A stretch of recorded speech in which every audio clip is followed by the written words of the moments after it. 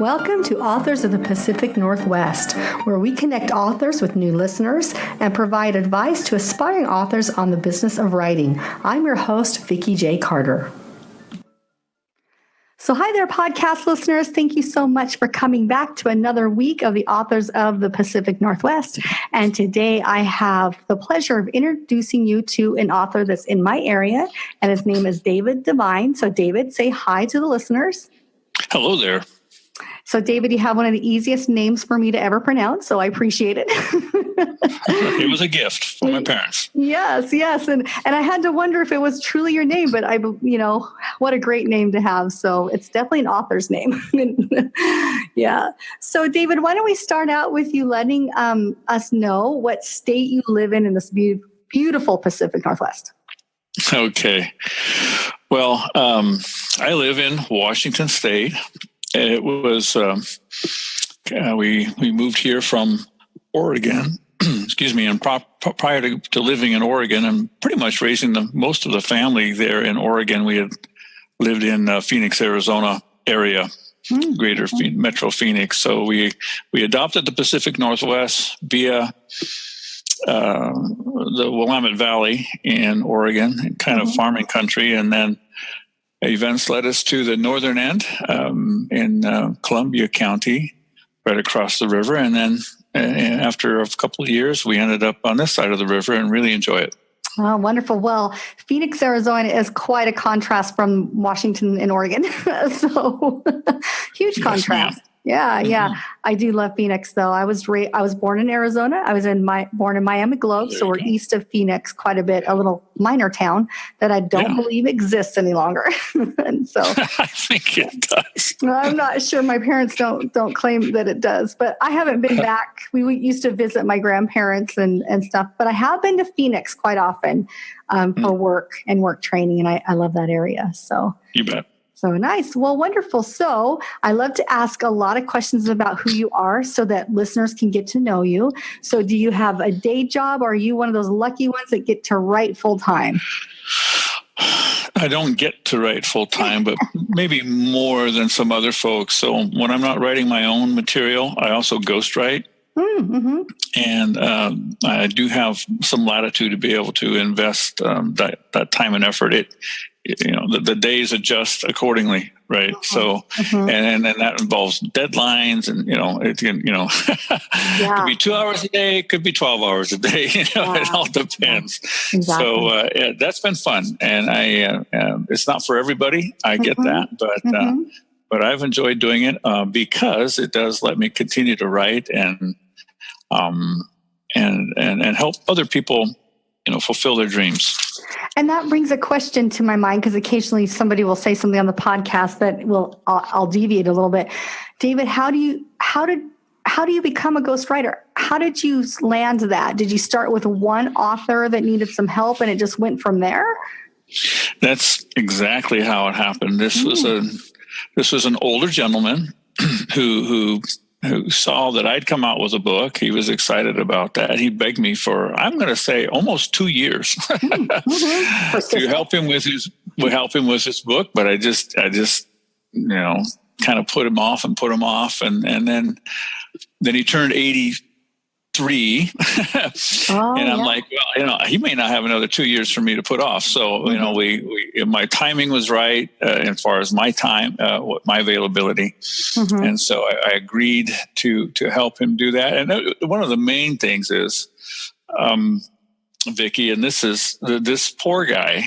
Now, number one, he doesn't do computers. Okay. Oh, that's a challenge.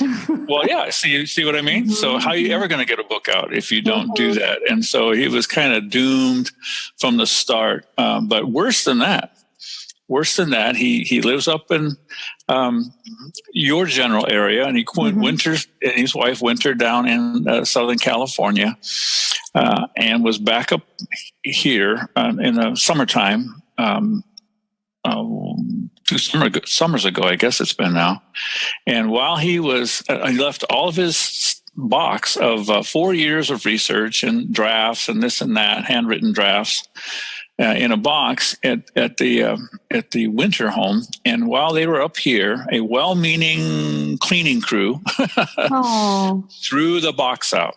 Oh, that's heartbreaking. Oh yeah, I mean it's horrible, and so it's like your computer crashing right after you've done 4 years of input and all that stuff, and so you didn't even know for sure it was gone until they went back the following winter and looked all over the place, even a storage unit, and it just was not around. And I felt so sorry for this guy. I mean, come on, yeah. So that's how how that got started, and then out of that. We finished the book. It's out there now. Can't tell you the name of it because my name doesn't show up anywhere. That's okay, because I think I might be able to lure him on the podcast later. So listeners will hear from him if I get my way. That would be nice. That would be nice. Yeah. And through word of mouth, a gentleman I was working with in Texas knew of another author in Texas who has 2 books out. So again, this first person just didn't have the skill set. Brilliant guy, master's degree, all that stuff, but successful businessman, but he didn't have the skill sets to get a book out. And I provided those skill sets, and the publisher also provided the editor and the book interior person and all, those kind of things. So this other one has 2 books out already, but he's just really, really busy and is all over the world. Just got back from Dubai. He's been to India. He's just busy. So some people have the skill sets, but they don't have the time, right. They cannot pull themselves away from, let's just say their day job, if you will, and put a book together because it's intense. Oh, it is intense. I get to help them out too. And so we're in negotiations with that person. The first one I did because I had to do a lot of research. We just did it by the hour and we just saw where it was going to go. The next one I'm doing just a blanket of a not to exceed number, basically doing it by the project. That's so interesting. So let me ask you this, because I'm fascinated by ghostwriting. Because as you and I talk through email, I'm working on my first novel. I'm in, I would say draft 2 where people are seeing it. It's actually probably draft 15, but in reality it's draft 2 where people are seeing it. And I find it fascinating, that the dream of being so busy that I have to have some help with writing my sequence novels, that would be so wonderful. So talk to us a little bit about the relationship and how you develop that, because you want to sound like that author. You don't, to be a really good ghostwriter, you have to spend some time hearing them and talking with them and speaking with them, I would imagine. So kind of talk us through that process. How do you do it? So for the first one, we just were able to meet in person and get his sense of what, there was a certain concern that he had. He didn't know if I could pull off a particular way he wanted this to sound. And he was pleasantly surprised. Oh, how fantastic. That's at exciting. the end of it all, that, and he keeps saying, I really thought I was going to go this way, but I'm so happy it went that way. And, by the way, so now he's 84 and, I called him the other day and he said, David, let me just hang on a second. And he kind of puts me on hold, but he doesn't have hold on his cell phone. So he set it down, obviously. Yeah. And I hear him saying something in the background, like, well, who do you want this made out to? And I thought, was he writing a check or what's he doing? And he finally says, okay, David, I'm back. And I said, were you just signing a book right now? And he goes, yeah, it's so cool. People have me autograph their books, and stuff like that, So here's a guy that's successful in business, and that's good enough. I mean, really, that's good enough. But and that has brought him some acclaim. But putting a book out is just like this whole new wave of attention and acclaim that he just didn't even know existed out there, Vikki. Oh. And that's what you're going to get when these novels come out and stuff. Oh. Anyway, no. Well, thank you. I'm gonna claim it because you know the story of the whole podcast is the genesis of me asking a lot of authors, how did you get there? You know, how did you publish? How did you write? Because I was thinking about, you know, it's time. My goal is that if I can retire from my current day job with my first book out, or maybe two, then I can go into the retirement writing and I would be a happy person. I would have fulfilled all of my things I wanted to do. I wanted to finish school. I wanted to raise my family. I wanted to have a good career. And then I wanted to go into sunset writing. That's kind of what my goal was. So, okay. I like that term, sunset writing. That's good. Yeah. He this is a debut book. So, he just I needed to track with him on the information he wanted to get out and the general flavor of the book. And so that, you know, took a lot of effort, took a lot of time, took a lot of research, but that, I believe, really came through pretty nicely. This other gentleman, like I say, he speaks all over the world. He's got a website, you know, he's got videos, so I can watch and I can listen to him and I can see his body language. I can do a bunch of stuff, even though we're far away. We've actually met once because one of his clients is Nike. And so we met down in Oregon. At a Nike facility and had another taped interview there. Oh, nice. So yeah, it's very critical that his voice comes through. Absolutely. On this third book. And of course I've read the first two books, almost done with the second of his two books, but yeah, that kind of helps me as well.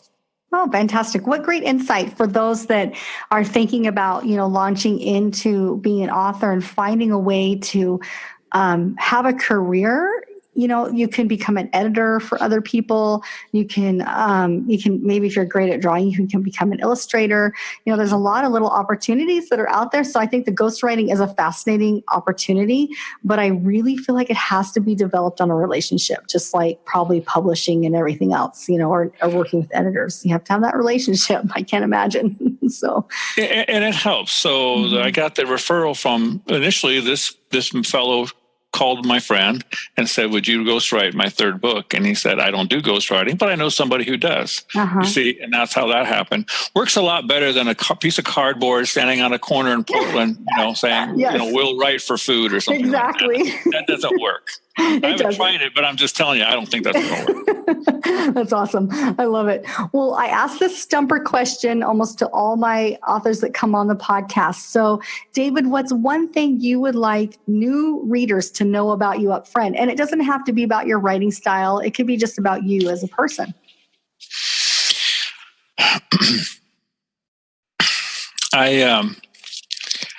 My career was in real estate, and initially real estate sales, and then real estate appraisal, and then teaching real estate appraisal at the state level for the state of Oregon and also the state of Arizona, and that's there's pleasantries both ways on that. Ultimately, I came to the writing, and like I say, I wish I could tell you that I was just reading my Bible and this verse came out at me and it just just shook me like, wow, you got to do this. No, actually, I was remembering an old poem by Benjamin Franklin. And the gist of the poem was, before you are forgotten, when you are dead and rotten, either write something worth reading about or do things worth writing about. So I reflected on my life, and there were some cool things that's happened in my life. I've got to rescue 3 people from drowning, anywhere from an older lady to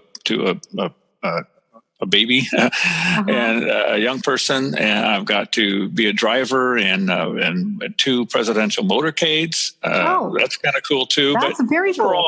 Those are just little teeny highlight things.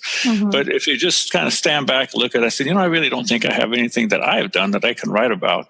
But I found somebody who had done something really good that I saw on a documentary.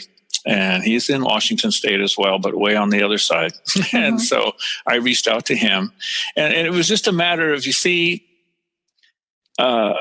of being a bit proactive. And so, if you reach out to somebody who's done something, and even just this past week, I don't know the person's address. In this case, I'd written him a letter, but there's another person that's kind of like been in the news recently. That's all I'll tell you. But I reached out to them to see. I reached out to them to say, hey, look, I'd love to do your biography. Oh, cool. And if they say no, fine, but what if they don't? Exactly. And so that'd be exciting. A biographer, everyone, has person they'd love to do a biography of, like the guy that, saved everybody on that plane that landed in New York. Okay. That's, what a great thing. Of course, that became a movie, and, that's obviously that was going to happen.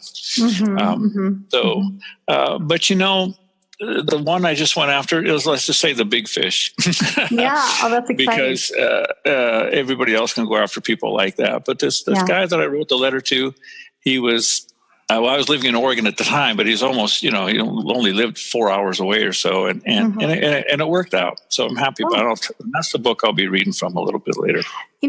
David, I find that absolutely inspiring. And anybody that knows me knows that I am incredibly tenacious, but I also am a believer in stepping out a little bit of your comfort zone and embracing the opportunities that could come your way by just saying yes, and looking for those opportunities and going through them. And, if they say no, then they say no, but at least you've gone through that door, and you never know what's going to happen when you go through that door. It could be a blessing. So I love the fact that that's your approach to it. And so let's talk a little bit about, so the listeners don't know, but I do, because I've done your research looking at you. So you're right. What you're going to read from is a biography, and but you also have another book that's coming out. Am I correct? So you actually have 2 books, correct?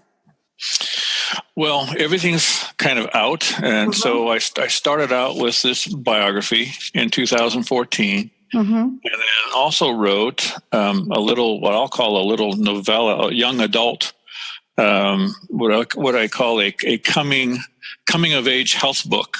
Oh, fabulous! and called Heidi the Hydrator. And the heroine is a 15-year-old that learns about hydration in health class and just does her own homework, and that changes a bunch of things, and she helps a bunch of people. So that's a fun little skinny little thing. All that is an Amazon ebook right now. And then what's also came out late last year, because it was time sensitive, I really needed to get it out in 2018, because that novel begins in 2018, and that is a political novel, and I think it's its own, Vikki, between you and I think it's its own genre. I call it poly sci-fi.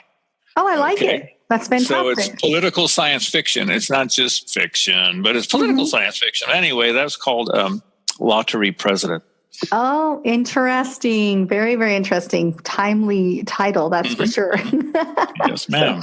So great. Well, good. Well, let's dive a little bit about your writing process, David. Is it different when with your personal writing process, when you're working on a book like from a biography to your own work of fiction, like The Lottery President that you wrote? Do you have 2 different processes?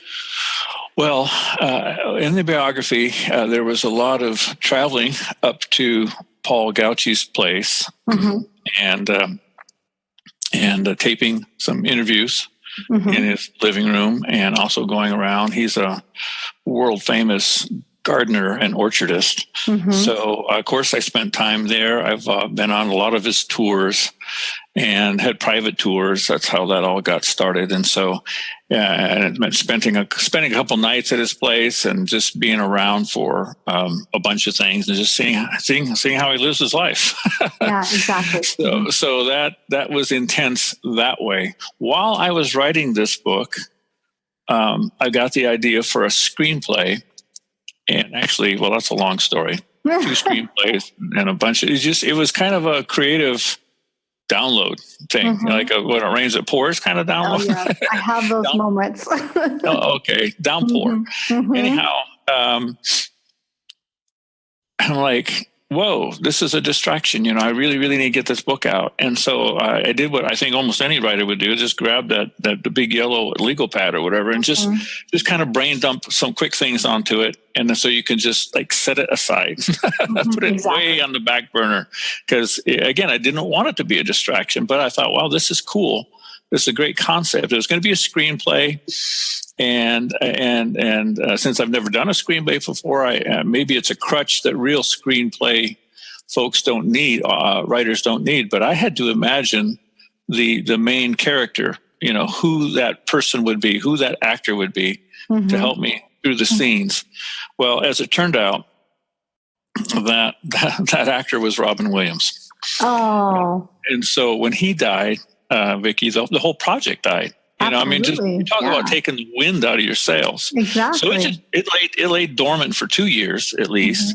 But then, the 2016 election came, and then just all these other events just didn't take away from it. It actually added to it. And then just about a year or so ago, it realized, this could be a good book. It doesn't have to be a screenplay. So that's when it became an ebook so far. I haven't printed it yet, and still waiting to see how that will go. But so that process was a lot, still some more research, and it just became initially for me a series of scenes that I wrote about, and then I would try to connect those scenes, in a reasonable way. And so it's exciting. There's a lot of fun things that happens, and you don't, by the way, spoiler alert. Okay. So the 2020 president with in-lottery president is not Donald Trump. All right, just going to let you know that. Okay. So but people may read your book then. and in all honesty, I had to throw that out. Yes.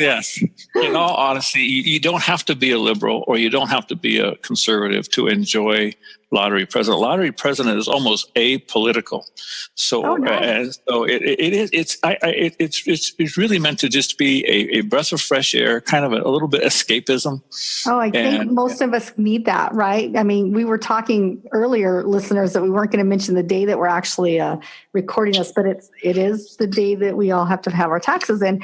And so, maybe we need a breath of fresh air, David, after that, right? Yes. And then, I did a reading of that, and a lady there said, wow, my cousin and I were really, really close, but there's this one topic that she and I can't talk together about. Oh. And she may recommend this to her, and then they'll have something to talk about. I think that's beautiful, because I think that politics can divide good-hearted people. And I think that's beautiful that she picked up that your work is not supposed to be divisive. So that's wonderful. What a great compliment for you, especially in this time frame, I would think. Yeah, no, it is exciting. And of course, this selection, instead of election, it's a selection of our president that happens by lottery. That means there's no electoral college involvement, which is huge, because we've seen that have a big effect last time and back in 2000. Yeah, it really has. Yeah. Well, fascinating. Well, I love the topic range of what you have done. And I think it's very inspiring to me, because I'm working on historical fiction, but the listeners know that I have about 5 different ideas in the back of my mind. Besides these 3 books, I have, some science fiction and some apocalypse. I have all the stuff that I'm inspired by that I want to write around. So I think it's great. So David, are you self-published? Are your books independent published? What's the process for you in that? Okay. So Going Through God's Way, the biography of Paul Gauci, the foreword was done by Joel Salatin. He's not a household name across the country, but if you're at all into natural foods. He's featured in the movie Food Inc. and other places. And so it was huge to get Joel to do. And by the time I met him, he had written 8 books, and a lot of them are through the New York publishers.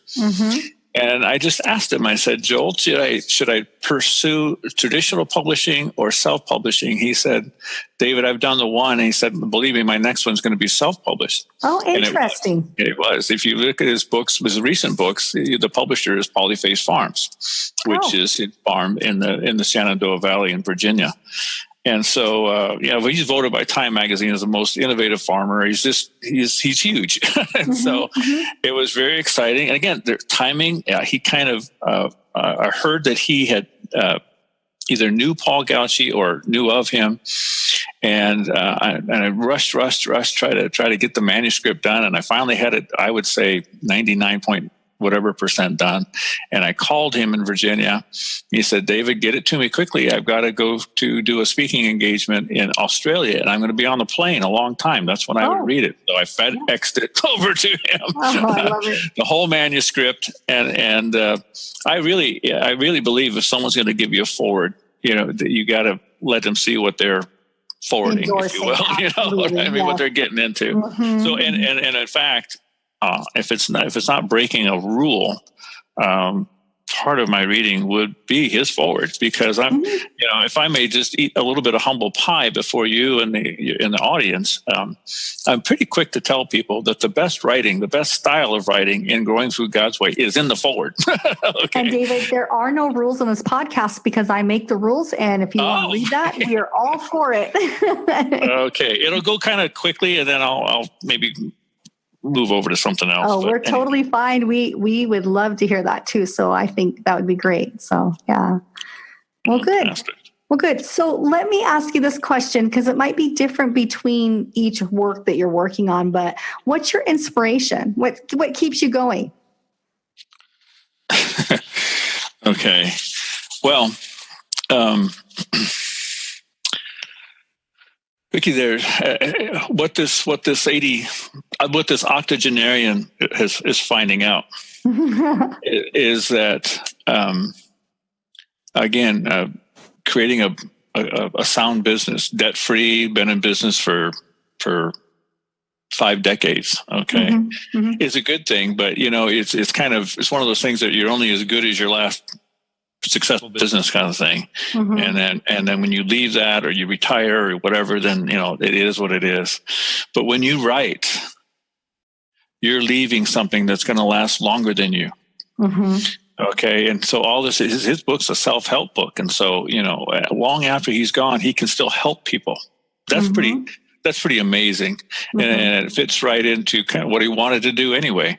So one of the motivations is to leave, you can call it posterity, whatever you want to, or legacy, but just to leave something that's going to impact way beyond what your sphere of influence is. So Growing Through God's Way, for instance, was initially came out via crowdfunding. That's another topic. And yes, definitely. Out of that, I shipped the book out to over 200 U.S. cities and over a dozen countries. Now, these are people that, I'd never run into in the street or something like, if I had books in my hand or my arm. So it just opened up an amazing wellspring of an audience, if you will, to impact their lives. And so it's exciting to do that, and it's motivating to do that. And when you've done it once and it's a good experience, why wouldn't you want to do that again? And now I'd say I've had at least 2 good experiences, and we're working on doing a second edition of this book, and we'll get to try it all over again. Awesome. Well, you mentioned one thing that I definitely wanted us to talk about was the crowdfunding. And I talk to a lot of authors on this podcast because this podcast is kind of for readers to learn about new authors that they might want to read. It's also for authors that are, it's a very interesting business where you can be creative and you can write a work, but you literally have to figure out how to get that work into the hands of the people that are going to read it. So marketing and, getting into a publisher, having an agent, those are things we talk about. And so crowdfunding was something that you mentioned in emails to me. Talk us through, especially for the readers or the author that has no clue what that is, kind of give us a platform of what that is and how it might operate and how it worked for you.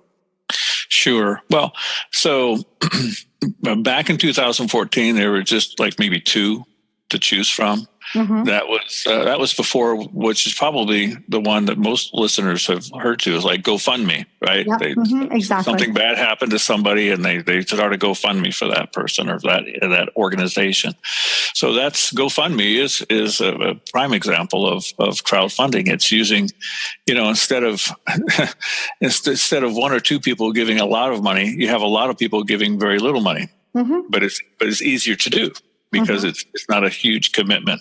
And it's amazing what the kind of resources that can be availed of when you crowdfund. So the one we went with was called Indiegogo. Mm-hmm. And if you go to the Indiegogo.com site, there are different categories you can click on, and literature is one. Mm-hmm. And so you click on that, you can see, even today, I haven't been on it for a while, but you can see what the current projects are. And there's a shelf life, you set the shelf life, but I think it maxes out at 40 days. Mm-hmm. So I kind of went toward the high end there of that, just to have time to get the resources in. There's a YouTube channel guy that takes videos on occasion of Paul Gauci, and he had like 10,000 subscribers. And so he agreed to be, you can kind of build a team, if you will. Mm-hmm. And so he agreed to be on my team, which meant that he would encourage his people to, follow the progress of this and to get on the Indiegogo and accept. So basically, I had to go with that because there's so many photographs and color on pages and in going through God's way that it was too prohibitive to go to one of those, self-publishing sites where you do a little a la carte. You get the silver package or the gold package or the bronze package or the platinum package. Mm-hmm. I couldn't do off the shelf things like that because they couldn't handle that much color. Exactly. Or if they could handle it, it was just prohibitively expensive. Even CreateSpace at Amazon, which is kind of not in existence anymore. They've dropped that and gone with KDP solely on that. So my hero, that is the person I'm writing the biography about, one of the neat parts of his life is that he made a covenant with God to get out of debt and to stay out of debt. Nice. And so God sold his house in California, and he said, if you sell my house, I'll never go in debt again. And so I could not go into debt to print the book. Okay. I mean, I've done some hypocritical things in my life, but I just wasn't going to go that far. Yeah. That's fantastic. And so, but on the flip side of that, I didn't have a ton of cash to print the book. And so we went with a crowdfunding mechanism. And again, as you go to these, as you go to these marketing websites that make a big deal about building a brand and building a following and having, honestly, through that process, I ended up with hundreds and hundreds of people's names and email addresses and mailing addresses all over the country and all around the world. So here's a nobody author. Okay, but I say nobody's heard of me. First book, and then I've got this, quite a few people in that information. And it was exciting, and that'll. Great. Yeah, so crowdfunding is a good thing, and I'm even toying with the idea of using it again for the second edition. Did you find anything that was negative about it that you could share with us, if there is a negative? Well, Vikki, if you value your time Okay. Yes.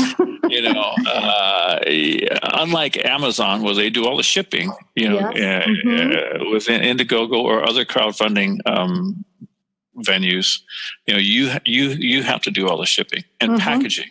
And everything. And at first I was all excited. I gave little free bookmarks with a quote from Paul and all that stuff. Well, I ran out of those. And then, it's like, okay, if I just get it out today, that'll be a good thing. And so that was my goal. And this part of that took me into, Christmas time, and you're waiting in a long line at the post office. And, I experienced that this year at the post office. There you go. And then you've got a jillion things to turn in, and if there's any going out of country, then that's an extra process and paperwork, and people behind you going, "Who is this man? Why is he here?" So it's a lot of effort in that regard, but again, it's risk versus benefit. I made effort, but then look what I've got. I've got all these people that I can access. I can, send information to. When the ebook came out, sometimes I did free ebook promotions, and I would email these people who had their one that they could hold in their hand and say, "Hey, tomorrow or whatever, or this Saturday, there'll be a free ebook on Amazon," and they could all go do that if they wanted to. So it's fun. I love it. And I love that you talk about, the reality of it. So listeners probably know this because most of them have signed up for my newsletter. And so when people sign up for my newsletter, then I enter them into a monthly drawing because authors are very generous and they've given me signed copies of the books that they read.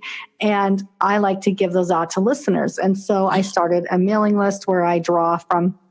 I learned so much in my first few months of that.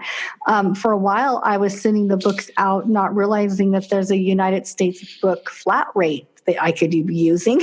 And so I discovered that when I had to go in line. Usually I do everything digital. And then the digital machine was down in our post office. So I went in, and the gal that was helping me, she goes, "Oh, we have a flat rate book fee that you can use." I'm like, "Oh, I should have known that like 6 months ago. That would have been very helpful." Yes, that's media mail. And absolutely use that. And it actually, during my whole mail out time, it actually had gone down from one year to the next. Actually got cheaper for some reason. I don't know how that happened. Interesting. Well, and I did experience, because I had 2 books I had to get out in January because I missed a December one and because of the holidays, and then went in January, and I was so excited to actually go and not have to stand in line, because I went in, it silly went in on the last day that you can send something to the mail to get anywhere for Christmas. I tried to go to the post office, not realizing what the date was. And I'm like, oh, this was a mistake. So yeah. Yes, ma'am. Yeah. So listeners, if you haven't already signed up for my newsletter, definitely get on so you get the opportunity to win one of these amazing books that you hear. It's just a fun thing that I like to do. I like to let authors get connected with readers, and that's the big point of the podcast. So segueing into that, how about you set the stage for what you're going to read? Tell us the title again. Tell us kind of what little background that you want to share with us. And then I'm going to go quiet. My listeners know that I go quiet during this time, and we listen to you read. Fantastic. So Growing Through God's Way is about a 55,000 word book. Typical, basically 5.5 by 8.5 inches. And so about 255 pages at that size. And there's a video called Back to Eden that went viral many years ago. It's about 7 years old now. And people can access that by going to www.backtoedenfilm.com, and then they can watch it for free. Well, a friend sent that link to us, and we watched it. We loved this guy. We was like just amazed what he was doing up there. And since we were only 3-4 hours away, we went ahead and drove and visited him. And out of that basically came the inspiration for the book. And so Paul Gauchi is the name of the gentleman. He has inoperable nerve disease from his exposure to Agent Orange in Vietnam. So this is a man, you can't tell it very well on the video, but this is a guy who can barely walk, who's maintaining a 5-acre property and about quarter acre or so garden and orchard, and it's just amazing. I would like to start out with Joel Salatin's foreword, and then I will jump quickly over to chapter 1, and then you'll be subjected to hearing some of my writing based on that. So anyway, so that is the preface to it all. The Growing Food God's Way, forward by Joel Salatin. As an integrity food farmer, I eventually worried of audiences assuming I was anti-God, anti-Israel, pro-abortion, and pro-tax just because I embraced Earth stewardship. To help cut through the stereotype, I began calling myself a, quote, Christian, libertarian, environmentalist, capitalist, lunatic farmer, unquote. During media interviews, journalists routinely appeared shocked that someone who lugs a Bible around in his travel bags also promotes caressing our ecological womb. Those phrases are supposed to come from earth-worshipping free-love hippies, not firebrand fundamentalist preacher types. Blaming the Bible specifically, and God generally, for all the environmental ills plaguing the world is a favorite theme from mainline environmentalists. Unfortunately, the perception is based in fact. From the Crusaders to the conquistadors, carelessly invoking divine authority more often than not led to societal and environmental catastrophes. The Old Testament, which starts with God, the Creator, establishes quite clearly his ownership over this planet we call Earth. Further, this holy instruction manual places humankind in a garden of abundance to be stewarded, loved, nurtured, and caressed. In the land of Canaan, the Israelites received a specific geographic region with clear earth care and societal admonitions, with the promise of ongoing abundance and health if they adhered to divine instructions, and devastating catastrophes if they did not. Clearly, God has an interest in his handiwork and assumes that his people will steward this divine real estate according to a sacred template. God caringly seeks stewardship diplomats to be in his hands and feet to extend redemption to a fallen landscape. Indeed, if Earth stewardship means anything, it means reestablishing the physical world as an object lesson of spiritual truth. He wants our pilgrim footsteps to leave behind farm and foodscapes that illustrate forgiveness, beauty, abundance, order, healing, and righteousness. When visitors leave our farms and gardens, they should revel in having just seen a visceral representation of God's grace, abundance, and attractiveness. My family farm operates a polyface farm in Virginia's Shenandoah Valley. When European settlers in the early 1700s found this verdant silvopasture of alpha soils, they inverted the perennial biomass-covered landscape with the plow. Over the next century and a half, some 3 to 8 feet of topsoil washed away into the Chesapeake Bay. Eventually, the rich valley wore out. Grain production headed west. The Shenandoah Valley gradually became an orchard region and eventually a livestock region. Pockets of rich soil still exist and are still being plowed, but the rock outcroppings dotted most pastures throughout the region attest to the devastation of the plow. Sir Albert Howard, godfather of modern scientific aerobic composting, said, quote, "It is the temptation of every civilization to take what nature took thousands of years to create and turn it into cash," unquote. What an atrocity that the story of civilization is also a story of environmental disaster. God weeps, the earth groans. Despair and pessimism rule our day as the historical record and its guilt and full import of the damage is now apparent to all. Unfortunately, too, often this guilt makes humans afraid to engage the environment, as if interacting with the ecology cannot be done with integrity. This leads to environmentalism by abandonment, locking up areas into parks and wilderness areas devoid of human presence. But God never leaves us without provision. Into this bleak landscape step stewards who follow a path of truth that begins with humility and culminates in following God's design. Some of these great mentors do not acknowledge God, some do. Those who do add a robustness to their findings and a freedom to express their spiritual implication to these visceral object lessons. When our family put these principles into action on our worn-out piece of earth, it responded like a lover. Water permeated the soil instead of running off. Soil grew. Earthworms proliferated. Vegetation now stays green much farther into a drought. We have far more diversity in both plants and animals. The farm supports many incomes instead of none and hosts countless visitors and customers. It's a place of abundance. Our motto, healing land, one bite at a time. That land healing is a remarkable demonstration of what God does in a human heart with a human soul. It is no less dramatic and no less real. As a steward and partner with God, the ultimate landscape architect, I have the distinct privilege and honor of being on the Father's team. Paul Gauci is another one of those team members. Author David Devine, in an uncompromising and spiritually aggressive tone, captures the work of this landscape healer with clarity and optimism. Well, Paul and I are quite different. He comes from a plant-based scheme, and I come from a livestock scheme. The basic principles of soil building and healing are identical and spot on. What a delight that Devine leads us down Gauci's path, and such outspoken credit to the author of the design.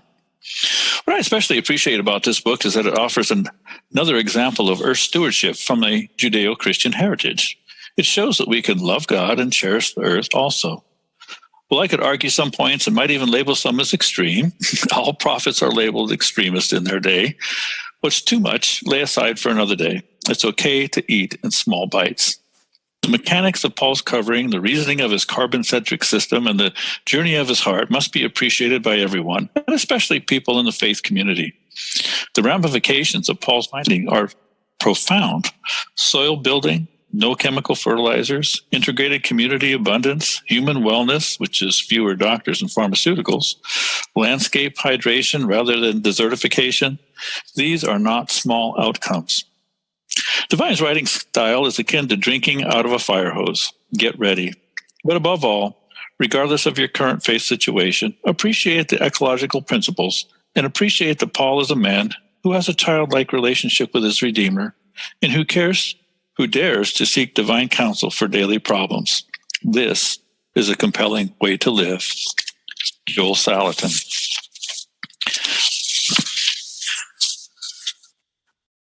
And from chapter 1, it's titled Paul Gauci the Messenger. Growing through God's way begins with the man who introduced his garden to me and many thousands of others. His name is Paul Gauci. If you're like most folks, you've never heard of this fellow who lives rather simply on 5 acres in northwest Washington state. Why would you, unless you heard his name referenced at a permaculture seminar or watched the Back to Eden video via a link sent to you by a friend, or ran across some YouTube video about shot at his garden, or heard him interviewed on a radio program? But Google his name, and you'll have to scroll over 25 pages. According to the 2010 U.S. Census, there are 14,800 males living in Jefferson County, Washington, and Paul Gauci is just one of them. Yet, he is featured in this book. Why? Not because his example is the best thing in gardening since sliced bread, not even because of the sincere depth of his faith, but as an object of his faith that desperately needs to be shared with the world, certainly the farm and gardening world, also the business world, the academic world, the health and fitness world, the world of faith communities, and so on. You will see that Paul lives on a tank full of blessings and that his garden and orchard provide undeniable results of an undeniable creator. The manner in which Paul grows food has caught the attention and praise of the esteemed Rodale Institute. Moreover, Dr. Joseph Mercola recently received revelation about Paul's methods and wrote a positive review of the documentary featuring Paul. In it, he describes Paul's garden as, quote, a simple organic gardening method that can not only transform your personal garden, but may even be the food solution needed on a global scale as well, unquote. Dr. Mercola was so inspired, he called his local tree cutting service and received 3 truckloads of wood chips for free.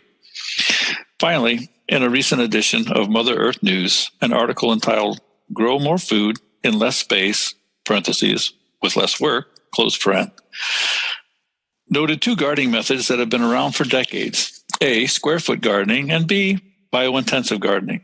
Contributor Linda Gilkison notes that one method comes with a high upfront cost and the other comes with a high upfront labor. I note that both methods can benefit from the approach, soil covering, that growing food God's way entails. The article validates no-till and mulch covering. Quote, research has provided sound reasons why minimizing soil disturbance is a good idea. Reduced tillage systems result in higher populations of beneficial fungi that move nutrients and water through the soil column, unquote. She later affirms, quote, creating minimal disturbance has led to a bountiful garden with much less work on my part, close quote. Why read this book? Because Paul is Exhibit A that you can grow food in ground so hard and sterile that it defies the shovel. You can, in a few seasons, grow amazing pasture grass for your animals. You can grow foods that are off the chart nutritionally. You can enjoy fresh, raw foods, nuts, vegetables, and fruits in season and locally grown. You can grow healthy food all year long. You can overcome whatever level of dependence you have for institutionally processed foods. You can take your sick, tired body and turn it to a healthy, active one. You can exchange a life pattern of unforgiveness for a consistent forgiving pattern and receive a multitude of health benefits for doing so. You can be a catalyst for change in those who observe your garden in your life. You can purposefully de-stress in your own peaceful sanctuary where there is life and growth and deep, intangible substance.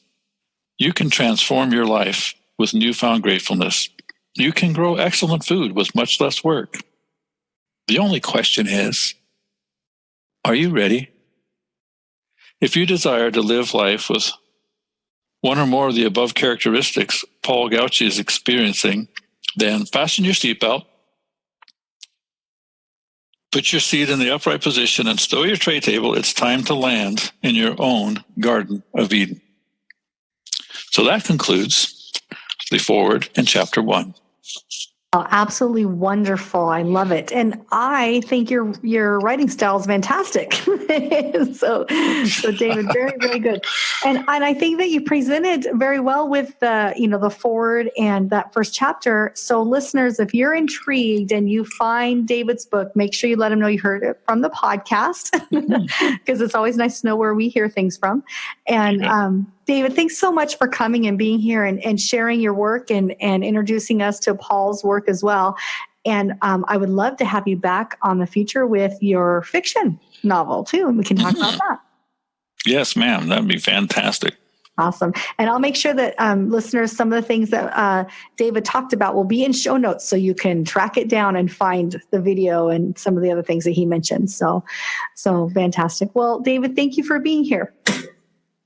Thank you so much, Vikki. I appreciate you giving this forum for writers to share with readers and other writers. Thank you for listening to the podcast. We hope you enjoyed the episode as much as we did. Follow us on social media and sign up for our newsletter, where you can be entered automatically each month to win a signed free copy of a book from an author that's appeared on the podcast. You can find out more at our website, www.squishpen.com. And finally, if you're an author in the Pacific Northwest and you would like to appear on the show, you can find out more on our website. So until next week, I hope you enjoy the journey. This is Vikki J. Carter signing off.